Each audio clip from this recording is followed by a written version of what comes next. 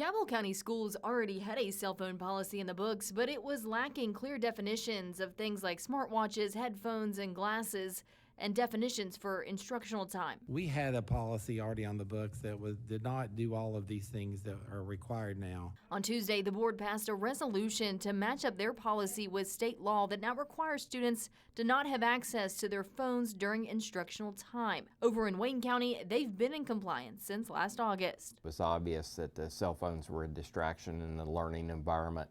So we took up the issue August of last year, and then in September the board passed a policy addressing cell phone use, and it's in compliance with the legislation that was later passed.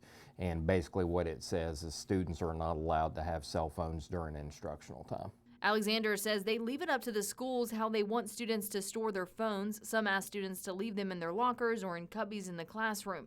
He says they've already seen differences in limited distractions, cyberbullying, and behavior. Where the rubber meets the road for any policy is actually the enforcement of the policy. And so we had some schools that reported that it had made a significant change in their environment. Those schools were schools that were having students store their cell phones in their lockers, and so they weren't seen during instructional time at all. There are exemptions in the law, including students with an approved medical need or if it's part of the instruction in class. It's not required to have a policy for staff too, but it was something that they did add in Wayne. And then we have a separate policy that addresses staff and talks about the same type of thing, that personal use of electronic devices is not to occur during instructional time.